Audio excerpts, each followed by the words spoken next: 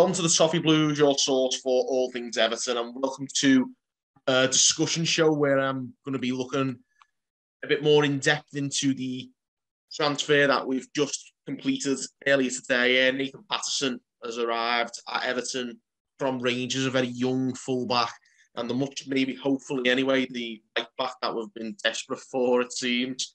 I'm joined by Jordan Campbell from The Athletic, and he covers Rangers and Scottish football in general, so he'll be pretty clued up on what we can expect from Nathan Patterson. So I'm definitely going to go and pick his brain here. We've got loads to get through. First of all, just tell us a bit more about the new signing, Nathan Patterson. What can we expect from him? Well, I mean, he's a player with massive potential. It feels strange that he's only started 15 times for Rangers, yet it feels like everyone knows exactly how good he is.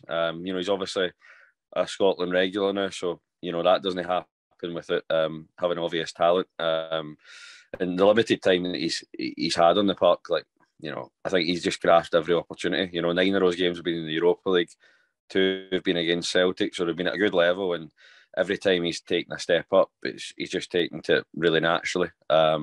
And he's never looked fazed by it. So I think he's got the mentality needed to make the step up, and I don't think he'll fear the move to Everton, because I think that's one of the frustrations for him has been that he's obviously stuck behind the captain at Rangers, Tavernier, which it's difficult to argue against Tavernier still playing, because even if Patterson does have the potential to be an even better player than him, Tavernier's still producing a ridiculous number of goals and assists. And he's obviously the captain as well. So it's a difficult one to try and dislodge him. So, I think the opportunity comes where, Seamus Coleman's obviously getting on a bit, and Everton have been looking for a right back. It seems like the sort of perfect opportunity for him. It's a good fee that Rangers have got, a club record fee. And obviously Everton have got a young player at 20 who will hopefully develop into the player that we think he's going to end up being. Definitely. I think, like you say, it's a record sale for Rangers. How much is the fee that we're likely to have paid? What constitutes a record fee for you guys in terms of sales? Well, the record before that was Alan Hutton back in 2008 when he moved to Tottenham. So it's been a long time since Rangers got a fee this size. That was obviously, there's a lot of similarities with Hutton really, and Patterson in terms of their overall game. Obviously came through the academy as well. Even the way they move is quite similar at times. But Hutton at the time was a player who, for these last 6 months, was in the Champions League for Rangers, was literally the main threat. So Patterson isn't obviously an established first team regular. So for Rangers to get that fee is obviously a good deal. But I don't think they would have sold for any less, because if they were only getting a record fee, then they would have just kept them, and in 2 years' time they would have played. He would have become a regular, and then they would have got the fee. So I don't think Patterson was ever going to be here for more than the next couple of seasons, because he's too good for English Premier League teams not to take an interest. But I believe it's around about 11-12 million up front, and then bonuses on top of that. So it's a good fee. It's a good fee for Rangers to be receiving. And I think also, if you look at the young players in England to go for that, no one really blinks an eyelid for a player of his quality with going to a Premier League team. So I don't see any reason why a Scottish fullback shouldn't be able to go for that fee, because you look at Andy Robertson and Kieran Tierney and other players in different positions, Stuart Armstrong, John McGinn, you look at how well they've done. So I don't think there should be any scepticism anymore over paying for top Scottish talent, because they've proven that there is a market here, and there's more and more players coming through. So it's a good fee for Rangers, and I think it suits all parties, because, as I say, Rangers have got other players they could have sold, whether it's Kent, Aribo, Morelos, Kamara.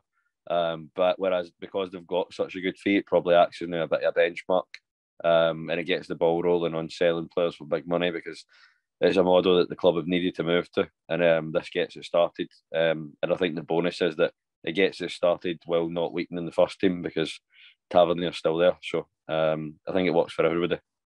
it definitely works for you guys in terms of bringing him into Everton. Obviously, we've been after a new right back, like I say, for a long time to take over from Seamus Coleman. Is he ready to step up to the Premier League? He's only 20, of course.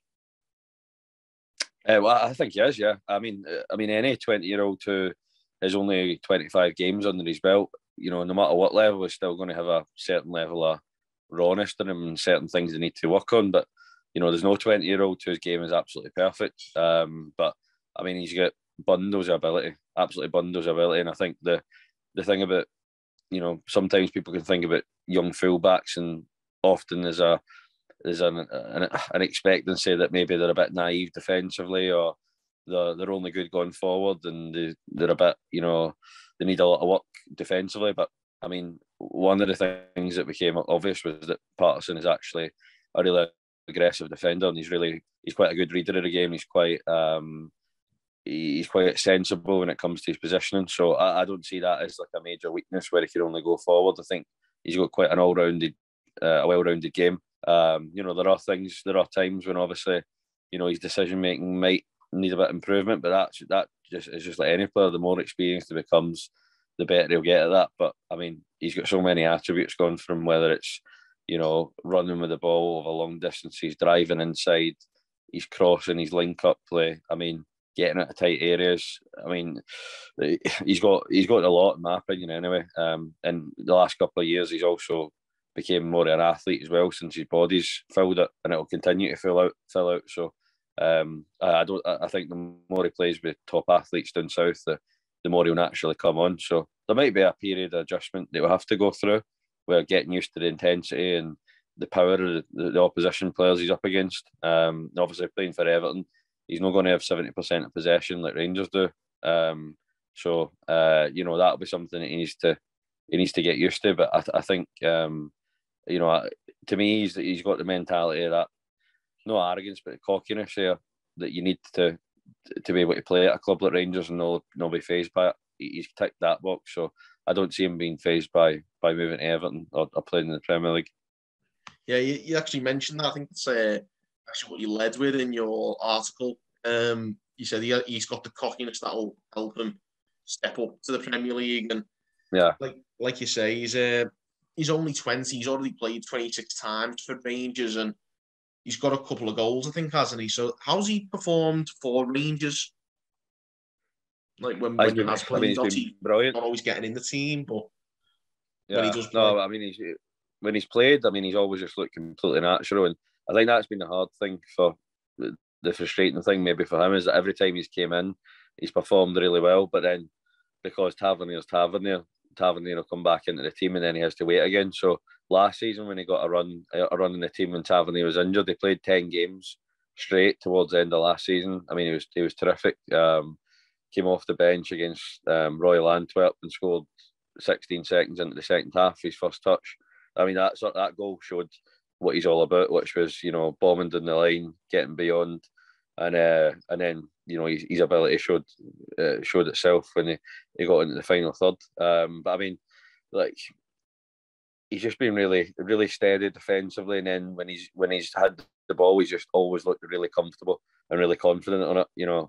He plays exactly how he played for the development team when I watched him. I mean, 2 years ago when I started watching him, like the start, midway through 2019, like I think I wrote a piece actually saying, like, before he signed his contract at the time, there was a lot of English interest.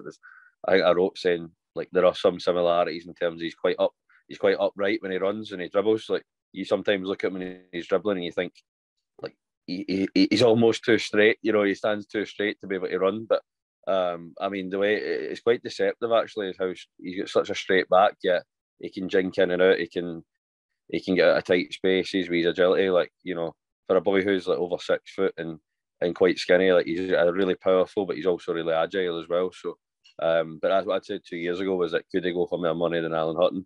And that's proven to be the case, because you could see the ability was there. He just needed his body to catch up with him, and that's what's happened. Rangers knew that he was underdeveloped compared to some of the other boys who had matured physically, but they had the patience and the belief that it would eventually happen. And that's credit. That's just genetics, but it's also credit to the work he's put in the last couple of years since he's been in the first team. So I think he's done really well since he's came in, and he's played in a couple of old firms and done really well. He's played in European knockout games and coped really well with the level. He's never for a minute looked out his depth at all. And even look at Scotland, the impact he's made there. Set up the winner against Moldova, set up a goal and scored the goal against them, and then he set up another goal in his other game. So I mean, he's made a massive impact so far, and he's made a real difference to Scotland on that right side as well. So I think whatever step up he's made, there might be like maybe 10-15 minutes at the start where he's looked a wee bit nervy, and then he's eventually just worked out how to get to the level. So I think he'll probably need a bit of time. I don't think Benitez will throw him in and play him week in, week out to start with, because I don't think he'll do that. But I certainly think he's ready to play. Yeah. Oh yeah. Obviously, like you say, he's relatively played at international level as well for Scotland. You mentioned a few of his attributes there, like his agility and his strength. What are the strengths and weaknesses in terms of attributes? You've mentioned a few strengths. Are there any sort of drawbacks? I mean, I think the only drawbacks you would look at is, say, there is the odd time where if he's receiving the ball and he's under a bit of pressure, like he'll maybe try and take on his man, or try something and try to escape out of pressure, and the odd time he's maybe lost the ball in a dangerous area, or he's maybe a wee bit careless with a pass back to centre half or whatever. But they've been very rare moments. I could probably think of 2 or 3, but that's about it. He's a pretty sensible player in terms of his decision making. He doesn't always try and force it. I think the only time you've seen him force it is when he was making his debut for Rangers, or he was making his first European debut, or he was making his first competitive debut for Scotland. It's only in those moments where you think you can see, like, oh, he's a wee bit over eager there. He wouldn't normally have done that. But once he settles into it, I think he's just played his natural game. I say he's clearly got belief in his ability, because the one thing that always struck me was, as soon as the ball came out to him in the touchline, he already knew the amount of times he plays first time, when the ball comes out to him, is like, you're not able to do that unless you've got a picture in your head before it comes to you. So he's got a great awareness, both off the ball and on the ball. He's got a good awareness of other players, and as I said, like, his ability to get up and down the line, his timing, his runs and the overlap. He's a good crosser of the ball, but he's not one of these fullbacks who just constantly crosses it. I think I'd say he's stronger actually at dribbling with the ball than he is crossing, and he tends to drive inside actually. That's when I think he's strongest, when he's driving inside, and he usually plays 1-2s, sort of plays it to the front man, right outside his boot, and follows his run. Like, the other things to me that's his sort of trademark. So I think you can look forward to that, because he certainly won't be scared of taking on his man or being positive. That's what I'd say, is just relentlessly positive. Even if 1 or 2 things goes wrong, it doesn't really seem to faze him. I think that's definitely something we missed in our full-back position, certainly at right back for a long time. So that'll be nice to see. How good do you think he can be? Well, I mean, you would naturally, you just look to the other Scottish fullbacks on the left-hand side, Robertson and Tierney. Can he get to that level? What's to stop him getting to that level? Because, Tierney obviously played a few seasons at Celtic as a regular before he went down. Patterson's not had that. He's gone at an earlier time. But, I don't see any reason why he couldn't go and do as well as those two. I think he's got all the potential to... I wouldn't like to put a ceiling on him, because he's only played 25 times. We don't really know how good he could be, but I think he's certainly got the potential to be a Premier League top half Premier League, or I don't know what top 6. I'm assuming that's Everton's ambitions. So I think he can certainly be comfortable getting to that level. He might need, the next couple of years might be a transition period for him, and it might take him a bit of a while to get used to it. But I think I've got no doubt that he'll show his quality, and he'll go on to be a success in the Premier League. And that sort of leads me on nicely to my final question. Is this a good signing for Everton? Oh, I think undoubtedly it is. I think it's one of those rare deals where it's a good move for the player because he wants to play, and it's also a strange one in that he's probably got more chance of playing at Everton than he has at Rangers currently. So that's an unusual one, but it's also unusual that the fans are pretty accepting of the fact that it was probably the numbers involved are too good to turn down at the moment. And and obviously Everton, it's a substantial investment. But I think for a 20-year-old who's already an international and has already showed the talent that he's got, I think it's a good investment for them. And I wouldn't be surprised in 4 or 5 years' time, you look back at it and think that was actually a bit of a bargain. I've got no doubt that if he puts in 100% and stays in the straight and narrow and does everything he's meant to do and learns off the coaches and learns of the players around him, I've got no doubt that he'll go and fulfil his potential, which I think will please the Everton fans, no doubt. Oh, definitely. Well, that's what we're hoping for, really, is that we have someone who puts a bit of a smile back on the fans' faces. It's not been the best season for us so far, so yeah, if it's a bit of a shining light. That's what I mean. Like, I think because he's an academy player at Rangers, like Rangers haven't produced a lot of academy players in recent years. Even like Billy Gilmore left before he could even get to first team level. So I think they really enjoyed seeing somebody come in and make such an impact. And I think you could see he was really passionate. So I think you'll see that he wears his heart on his sleeve. He's really aggressive. He's really passionate. So I think the Everton fans will appreciate that side to him as well. Very much the attributes we like at Everton. Yeah. So no, I think they'll take him in that side of things, where he's sort of the way he plays and the nature of his game, because it's pretty 100% all times. So no, I think he'll be well liked. Oh, that sounds like it's the type of player we're looking for. So that's great to hear. Thanks so much for giving us all your intel on Nathan Patterson, Jordan. It's great to get some insight into obviously a new signing, and hopefully, like you say, it's been a bit of a tough season for us. So hopefully something to get a bit more excited about. No. Well, hopefully it turns it around for you. So, good luck with the rest of the season. Cheers for having me on, mate.